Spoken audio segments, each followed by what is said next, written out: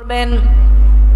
যদি আপনার ভিতরে ভয় থাকে, দুনিয়ার আনন্দ ফুর্তিকে আপনি এই রাতের জন্য বিসর্জন দিয়ে দেন, গান বাদ্যকে ছেড়ে দেন, তাহলে আল্লাহ রাব্বুল আলামিন আপনার জন্য জান্নাতটাকে সহজ করে দিবেন। ঈদের দিনের কিছু আমল আছে। আল্লাহ রাসূল সাল্লাল্লাহু আলাইহি ওয়াসাল্লাম বলেন, ইযা কানা ইয়াউমু ঈদুল ফিতর ওয়াকাফাতিল মালাইকাতু আলা আবওয়াবিত তুরুক ফানাদু ইয়া মাআশিরাল মুসলিমিন। নবীজি বলেন, ঈদের দিন যখন আসে তখন আল্লাহ তাআলার কিছু ফেরেশতা সেই ঈদগাহের দরজার মধ্যে দাঁড়িয়ে থাকে। আপনি কি কথা বুঝতেছেন? কথা বলবেন না, কথা বলা যাবে না। আপনারা অনেকে ঘুমাইতেছেন, জুমার দিন কি ঘুমানোর দিন? বলেন আল্লাহু আকবার, আরো জোরে আল্লাহু আকবার। অনেকে সারাদিন ক্লান্ত হয়ে মসজিদে এসে ঘুম শুরু করে দেয়। রহমত মসজিদের মধ্যে নাজিল হয়, কথা বলা যাবে না। তাহলে এই রহমতের মধ্যে আলোচনা শোনা এটাও একটা রহমত। তাহলে বসে আছেন, রহমত নাজিল হচ্ছে, আলোচনা শুনতেছেন, সুবহানাল্লাহ আলহামদুলিল্লাহ বলতেছেন, আরো রহমত হচ্ছে কিনা? এখন ঘুমাইলে তো একটা রহমত ছুটে যাইব, ঠিক না? তো আমরা রহমত থেকে বঞ্চিত হতে চাই? আমাদের রহমতের দরকার আছে না নাই? ঈদের দিন আল্লাহ কি পুরস্কার দিবেন শুনেন। আল্লাহ রসুল বলেন, ঈদের দিন ফেরেশতারা ঈদগাহের গেটের মধ্যে দাঁড়ায় আর বলে, ও মুসলমানেরা, লাকাদ উমিরতুম বিসিয়ামিন নাহার ফাসুমতুম। নিশ্চয় আল্লাহ তাআলা তোমাদেরকে দিনের বেলা রোজা রাখার আদেশ দিয়েছিল, তোমরা রোজা রেখেছো। ওয়া উমিরতুম বিকিয়ামিল নাহার বিকিয়ামিল লাইল। তোমাদেরকে আল্লাহ তাআলা রাত্রের বেলা কিয়ামুল লাইল, রাত্রে জাগ্রত থেকে দাঁড়িয়ে দাঁড়িয়ে নামাজ পড়ার নির্দেশ আমার আল্লাহ দিয়েছিল। ফাকুমতুম, তোমরা রাত্রে দাঁড়িয়ে দাঁড়িয়ে আরামের ঘুমকে হারাম করে নামাজ আদায় করেছিলে। কথা বলেন ঠিক কিনা? আমরা রোজা রাখছি না? তারাবি পড়ছি কিনা? আদেশ কে দিয়েছেন? ফেরেশতারা বলতেছে, ও মুসলমানেরা, আল্লাহ তোমাদেরকে এই আদেশগুলো দিয়েছিল, তোমরা এগুলা পালন করেছিল, এগুলা পালন করেছো। এখন কি তোমাদের তো একটা কিছু দিতে হবে কিনা? আল্লাহ তাআলা আল্লাহর এই আদেশগুলা তোমরা পালন করেছো। ফাকবিদু জাওয়াইজাকুম। ও দুনিয়ার মানুষ, গোটা মাস ব্যাপী এই সিয়াম সাধনা করা, সাহরি তারাবি ইফতার করা তোমাদের জন্য অনেক কষ্ট হয়েছে, এই কাজগুলা তোমরা করেছো। সুতরাং ফাকবিদু জাওয়াইজাকুম, আজকে এই ঈদের দিনে তোমরা তোমাদের প্রতিদানকে গ্রহণ করো।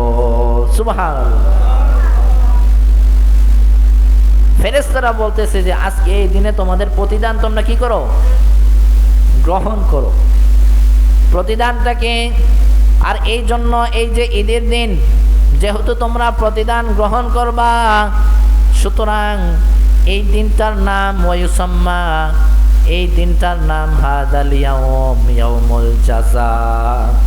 যেহেতু আল্লাহ তাআলা গোটা পৃথিবীর সমস্ত মুমিন মুসলমান যারা এক মাস রোজা রেখেছে, তারাবি পড়েছে, আল্লাহ তাআলা তাদেরকে প্রতিদান দিবেন, সেই জন্য দিনটার নাম রেখেছেন প্রতিদানের দিন। সুবহানাল্লাহ।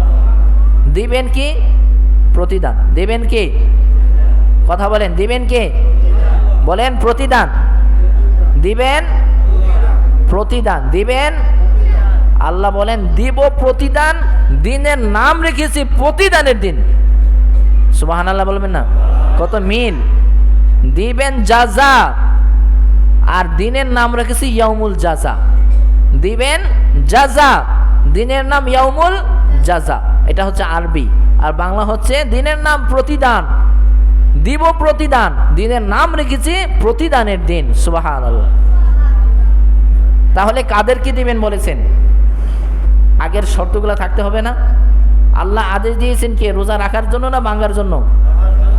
তাহলে রোজা যারা রেখেছে, তারাবি যারা পড়েছে, তাদের প্রতিদান। এখন যারা রোজা রাখে নাই, তারাবি পড়ে নাই, তাদের জন্য প্রতিদান।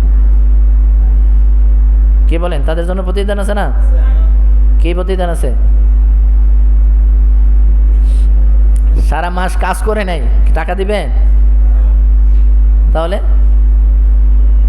আল্লাহর কি ঠেকা পড়ছে যে আল্লাহর কাছে বেশি আছে এই জন্য দিয়ে দিলাম নাকি? তাহলে একজন বান্দা সে সারা মাস ইবাদত করে জান্নাতে যাবে, আরেকজন ইবাদত না করে জান্নাতে চলে যাবে, এটা কি ইনসাফ হয়? বলেন, এটা হয়? আপনার এক প্রবাসী ছেলে বিদেশে এত পরিশ্রম করে তারপরে টাকা দেয়, পরিশ্রম না করলে টাকা দিবে? যারা এই ফ্রি ভিসাতে কাজ করে, যখন কাজ থাকে না, তাদের ইনকাম সোর্স বন্ধ হয়ে যায় না, তখন ক্যাশ টাকা ভেঙে ভেঙে খাইতে হয়, বাড়ি থেকে অনেক সময় টাকা নিয়েও খাইতে হয়, হয় কি না? তাহলে এই যে আপনি রমজান ব্যাপী আপনি রোজাও রাখলেন না, তারাবিও পড়লেন না, তাহলে কি আপনি প্রতিদানের আশা করতে পারেন? কখনোই না। এই ঈদের দিনের অনেকগুলো আমল আছে। সর্বপ্রথম আমল হচ্ছে ঈদের দিন সকাল সকাল ঘুম থেকে ওঠা, সকাল সকাল ঘুম থেকে উঠে ফজর নামাজ আদায় করা। এটা ঈদের দিনের সুন্নত।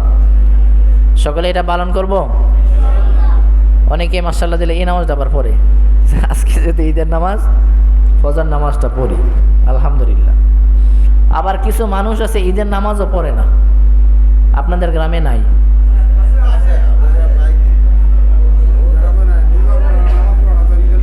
নামাজও পড়ে না, জুম্মান অনেকে, কিছু মানুষ তো আছে মানে মুসল্লিদের কিছু ক্লাসিফিকেশন হয়ে গেছে, 5 ওয়াক্ত নামাজি, কেউ আবার 3 ওয়াক্ত নামাজি, কারণ এশার ফজরটা পড়তে পারে না, কেউ আবার 4 ওয়াক্ত নামাজি, ফজরটা ছাড়া সবটি পারে। আবার কেউ আছে মনে করেন সাপ্তাহিক মুসল্লি, কেউ মাসিক, কেউ বাৎসরিক, আবার কেউ বাৎসরিকের মধ্যেও না। উনি কোন ক্লাসে আছে এটা আল্লাহই ভালো জানে। কথা বলেন ঠিক কিনা? যারা ঈদের নামাজও পড়ে না, উনি নিজেকে মুসলমান কিভাবে দাবি করে? জুমার নামাজ ছেড়ে দিলেই তো তার ইমানের মধ্যে নড়বড় হওয়ার কথা। কথা বলেন ঠিক না? অনেকে শুধুমাত্র ঈদের নামাজ পড়ে, অনেকে আবার ঈদের নামাজ আদায় করে না, শুধুমাত্র বিশেষ কোনো জানাজার নামাজ হইলে সেই নামাজটা আদায় করে, ঈদের নামাজ পর্যন্ত পড়ার সৌভাগ্য তার হয় না। কথা বলেন ঠিক কিনা? আত্মীয় স্বজন মরলে ও জানাজার নামাজ পড়তে যায়, ও কি জানাজার নামাজ পড়ে না ঈদের নামাজ পড়ে আল্লাহ জানে। জানাজার নামাজ আর ঈদের নামাজের সাথে কিন্তু মিল আছে, জানেন? জানাজার নামাজে হাত তুলতে হয় না, একবার আল্লাহু আকবার বলে নিয়ত বাঁধলে আর হাত তুলতে হয় না। আর ঈদের নামাজের মধ্যে আল্লাহু আকবার বলে বারবার হাত তুলতে হয়। অনেকে জানাজার নামাজের সময় ঈদের নামাজ পড়ে, আবার ঈদের নামাজের সময় অনেকে জানাজার নামাজ পড়ে। বেজার লাগে কিনা? নামাজ পড়লেই তো বেশ লাগে, আর যে একবারে পড়ে না ও তো শাস্তি। তাহলে প্রথম নাম্বার সুন্নাহ হচ্ছে সকাল সকাল ঘুম থেকে ওঠা। দ্বিতীয় নাম্বার সুন্নাহ হচ্ছে ঘুম থেকে উঠে আপনি মেসওয়াক করবেন। এটা স্পেশাল ঈদের দিনের জন্য একটা সুন্নাহ। বলেন সুবহানাল্লাহ। আল্লাহ নবীজি বলেছেন, লাউলা আশুকা আলা উম্মতি লা আমারতুহুম বিসিওয়াক ইনদা কুল্লি ওযু। নবীজি বলেন, আমি যদি আমার উম্মতের জন্য কষ্টদায়ক মনে না করতাম, আমার উম্মতকে আমি ফরজ করে দিতাম তারা যেন প্রত্যেক ওযুর আগে মেসওয়াক করে নেয়। সুবহানাল্লাহ। মেডিকেল সায়েন্স, মডার্ন সায়েন্স শুধু মেসওয়াকের 70টা গুণ খুঁজে বের করছে। সুবহানাল্লাহ বলবেন না? এখন দেখবেন ডাবল মেসওয়াক টুথপেস্টও বাইরেছে কিনা? মেসওয়াক এত উপকার। মেসওয়াকে যে উপকারটা হয় ব্রাশের মাধ্যমে কিয়ামতে হলো সেটা হবে না। ব্রাশ করবেন সমস্যা নাই, বাট মেসওয়াক আপনাকে করতে হবে, যেহেতু রসুলের সুন্নাত। রসুলের সুন্নাত কোনো উপকার থেকে বাদ যাইতে পারে। বিজ্ঞান গবেষণা করে দেখেছে যে একটা পাত্রের মধ্যে কুকুর যখন লালা বা একটু চাটে, আল্লাহ রসুল বলেছেন ১৫০০ বছর আগে যে এটাকে ৭ বার দু এবং মাটির মাধ্যমে দু। ১৫০০ বছর পর এই মডার্ন সায়েন্স, মেডিকেল সায়েন্স গবেষণা করে বের করেছে যে রসুল ৭ বারের কথা কেন বললেন। আমরা ৫ বার দৌত করব এবং অনুবীক্ষণ যন্ত্র, বিভিন্ন যন্ত্রের মাধ্যমে পরীক্ষা করে দেখব যে এটা জীবাণুমুক্ত হয় কিনা। তারা প্রত্যেকবার একবার দৌত করেছে জীবাণু আছে, দ্বিতীয়বার, তৃতীয়বার, চতুর্থ, পঞ্চম, ষষ্ঠ পর্যন্ত মাটির মাধ্যমেই দৌত করে দেখেছে জীবাণুমুক্ত হয় নাই। ৭ বার যখন দৌত করেছে তখন এটা জীবাণুমুক্ত হয়েছে। চিন্তা করতে পারেন, বিজ্ঞান ১৫০০ বছর পর যেটাকে প্রুভ করেছে সেটা বলেছেন ১৫০০ বছর আগে আমার রসুল। তাহলে রসুলের প্রত্যেকটা সুন্নতের মধ্যে রহমত আছে কিনা?